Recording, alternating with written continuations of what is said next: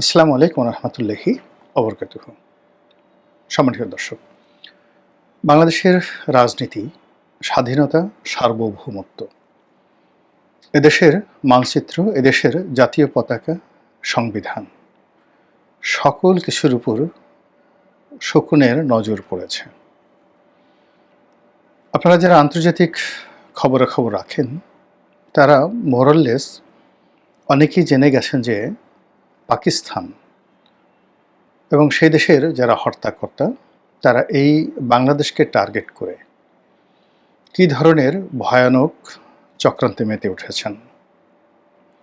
অতি সম্প্রতি পাকিস্তানের যে সেনাপ্রধান আসিফ মুনির, তিনি আমেরিকা থেকে একটি সাক্ষাৎকার দিয়েছেন এবং সেই সাক্ষাৎকারে তিনি যেটি বলেছেন যে আগামীতে ভারতের সঙ্গে যে যুদ্ধটি তারা করবেন, সেই যুদ্ধে তাদের যে শুরু, সেই শুরুটা হবে ইস্টার্ন রিজিয়ন থেকে, পূর্বাঞ্চল থেকে। বিষয়টা এতটা ভয়াবহ এবং ভয়ানক। আপনারা জানেন যে ভারতের সঙ্গে পাকিস্তানের যে সীমান্ত, সেটা হলো পাঞ্জাব, এবং এই সীমান্তকে বলা হয় ওয়েস্টার্ন রিজিয়ন। পাকিস্তানের জন্য ওয়েস্টার্ন রিজন, ওয়েস্টার্ন ফ্রন্ট, এবং যাকে বলা হয় ভারতের জন্য ওয়েস্টার্ন ফ্রন্ট। কিন্তু যদি ইস্টার্ন ফ্রন্ট বলা হয়, পূর্বাঞ্চল বলা হয়, সেক্ষেত্রে ভারতের জন্য ইস্টার্ন রিজিয়ন বলতে বাংলাদেশ এবং সেভেন সিস্টার। আর পাকিস্তানের আসলে পূর্বাঞ্চলীয় কোনো রিজন নেই এই মুহূর্তে। তো সেক্ষেত্রে যদি তারা পূর্বাঞ্চলীয় রিজন বোঝায়, যেখানে ভারতের সঙ্গে তারা যুদ্ধ করতে চায়, তাহলে ধরে নিতে হবে যে তারা সেভেন সিস্টার্স, ভারতের যে সেভেন সিস্টার, সেখানে তারা আক্রমণ পরিচালনা করতে চায়। তাহলে সেটা কিভাবে করবে?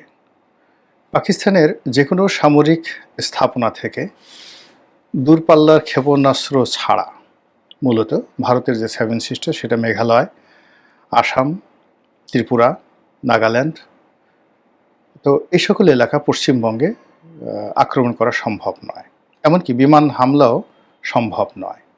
আর যাকে বলা হয় সামরিক যে স্থল অভিযান, এটি তো একেবারেই অসম্ভব। তাহলে আসিফ মুনির কথা বললেন কেন?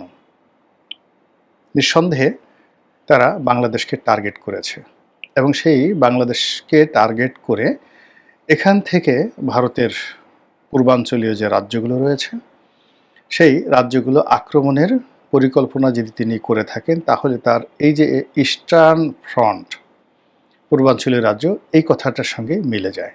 এই গেল এক। অতি সম্প্রতি যেটি বাংলাদেশের কয়েকটি পত্রিকায় রিপোর্ট করেছে, পাকিস্তানের থিঙ্ক ট্যাঙ্ক এবং সামরিক যে সূত্রগুলো, সেখান থেকে যেটি জানা যাচ্ছে সেটি হলো তারা পশ্চিম পাকিস্তান এই মুহূর্তে আবার পূর্ব পাকিস্তান নিয়ে চিন্তা ভাবনা করছে, এবং বাংলাদেশ নিয়ে তারা আবার সেই পূর্ববঙ্গের যে মডেল, সেই মডেল নিয়ে চিন্তা ভাবনা করছে। খুবই ভয়ানক কথাবার্তা। এখন এই কাজ যদি তাদের করতে হয়, তাহলে এখানে মূলত যেটা তাদেরকে করতে হবে সেটা হলো ধর্মীয় উগ্রবাদ। এটিকে যে কোনো মূল্যে এই ধর্মীয় উগ্রবাদকে চাঙ্গা করতে হবে। এখানে অনেকটা সেই যে বলা হয় আফগান স্টাইলে, তালেবান স্টাইলে সশস্ত্র বিপ্লব তাদেরকে করতে হবে। এমনি তো ধরুন যারা আগে রাজাকারের ট্রেনিং নিয়েছেন, আলবদরের ট্রেনিং নিয়েছেন, শামসের ট্রেনিং নিয়েছেন, তো এদের সংখ্যা কত আমরা এখনো পর্যন্ত কিন্তু জানি না। 1 লাখ নাকি 2 লাখ, যারা পাকিস্তান আর্মির সঙ্গে পাল্লা দিয়ে অত্যাধুনিক অস্ত্র চালনা প্রশিক্ষণ তারা লাভ করেছিল, এবং পাকিস্তান সরকার থেকে প্যারামিলিটারি রূপে তারা নিয়মিত বেতন ভাতা পেত। এখন কতজন আলবদর আর শামস রাজাকার বেঁচে আছেন, কতজন মারা গেছেন, তাদের যে অস্ত্রগুলো, সে অস্ত্রগুলো কোথায় আছে? আমরা জানি যে 1971 সনে 16ই ডিসেম্বর যে জাতীয় রেসকোর্স ময়দানে ভারত এবং পাকিস্তানের মধ্যে যে স্বাক্ষর শান্তি চুক্তি হয়েছিল, সেখানে 90,000 ভারতীয় ভারতীয় সেনাবাহিনীর কাছে 90,000 পাকিস্তানি সৈন্য আত্মসমর্পণ করেছিল। কিন্তু সশস্ত্র যারা রাজাকার, তাদের অস্ত্রগুলো গেল কোথায়? তারা কি অস্ত্র সমর্পণ করেছিল? তারা কি মুক্তিবাহিনীর কাছে আত্মসমর্পণ করেছিল, কিংবা ভারতীয় বাহিনীর কাছে আত্মসমর্পণ করেছিল? আমার জানা নাই। আপনারা যদি জানেন তাহলে বলবেন। কিন্তু মুক্তিবাহিনীর কাছে যে অস্ত্র ছিল, তাদের সেই অস্ত্র বঙ্গবন্ধু শেখ মুজিবুর রহমান ঢাকার জাতীয় স্টেডিয়ামে একটি সম্মেলনের মাধ্যমে সেই অস্ত্র সমর্পণ করিয়েছিলেন। কিন্তু রাজাকারদের হাতে যে অস্ত্র ছিল, আলবদরদের হাতে যে অস্ত্র ছিল, আর শামসের হাতে যে অস্ত্র ছিল, সেই অস্ত্রগুলো কোথায়? এগুলো তো অত্যাধুনিক, সেই ওই সময়ের মধ্যে বিশ্ব কাঁপানো, দুনিয়া কাঁপানো পাকিস্তানি মিলিটারির সমপর্যায়ের অস্ত্রগুলো এই সমস্ত প্যারামিলিটারি বাহিনীকে দেওয়া হয়েছিল। সেই অস্ত্র কোথায়? 2 নম্বর হলো যে এইবার যে অস্ত্র লুট হয়েছে থানা থেকে, যে অস্ত্র লুট হয়েছে বিভিন্ন মহল থেকে, সেই অস্ত্রগুলো কোথায়? এইটি মিলা এই 2 অস্ত্র। 3 নম্বর হলো যে এই যে 10 ট্রাক অস্ত্র মামলা হলো, সেই 10 ট্রাক অস্ত্র তো আছে, কোথায় একটা আছে, সেই অস্ত্র কোথায়? মধ্যে আমরা শুনেছিলাম যে কায়ে বা কারা সশস্ত্র বিপ্লব করার জন্য তাদের প্রস্তুতি ছিল, সেই অস্ত্র কোথায়? সশস্ত্র অস্ত্র কোথায়? এই প্রশ্নগুলো খুব দ্রুত সামনে চলে এসেছে। এর কারণ হলো মনটা খারাপ। ডক্টর মোহাম্মদ ইউনূস এবং তারেক রহমান সাহেব একই ভাষায় জঙ্গিবাদের বিরুদ্ধে কথা বলেছেন, একই ভাষায় উগ্রবাদের বিরুদ্ধে কথা বলেছেন, আর তাদের দুজনকে 14 গোষ্ঠী উদ্ধার করে অনেকে গালাগাল করছেন। পরিস্থিতি কোথায় চলে যাচ্ছে? এনিওয়ে, তো এই গেল হলো পাকিস্তানের পক্ষ থেকে নানা কল্পকাহিনী, নানা ঘটনা, নানা প্রস্তুতি এবং নানা রকম তৎপরতা। দ্বিতীয় ফেজে আসি। আমার ব্যক্তিগত অভিজ্ঞতা থেকে বলি, একটি মিডিয়া হাউজে গিয়ে শুনলাম যে টকশোতে কারা যাবেন, কাদের সঙ্গে কারা বসবেন এবং কে কী করবেন, এটা পাকিস্তান এম্বাসি থেকেও অনুরোধ আসে। কাদের মাধ্যমে আসে?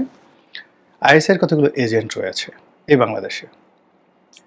তো সেই এজেন্টরা এখন বেশ শক্তিশালী, যারা গণমাধ্যমে, বিশ্ববিদ্যালয়ে, বিভিন্ন জায়গাতে যান। তো এরকম কয়েকজন আইএসআই এজেন্ট বিভিন্ন গণমাধ্যমে তারা প্রভাব বিস্তার করছেন, এবং গণমাধ্যম কর্মী যারা টকশো, নিউজ এগুলো সব নিয়ন্ত্রণ করেন, তাদেরকে পাকিস্তান এম্বাসির, যাকে বলা হয় বরাত দিয়ে, পাকিস্তান এম্বাসি মূলত আইএসআই, বরাত দিয়ে এই গণমাধ্যমের উপর নিয়ন্ত্রণ প্রতিষ্ঠা করার চেষ্টা করা হচ্ছে, এবং একটা পাকিস্তানের পক্ষে ভাইব তোলা, ভারতের বিপক্ষে ভাইব তোলা এবং পাকিস্তান প্রীতি তৈরি করার জন্য নীরবে যে কাজ করছে, তা গত সপ্তাহে আমি একটি নির্ভরযোগ্য সূত্র থেকে জানার পরে আমার সারা শরীর থরথর করে কাঁপছে।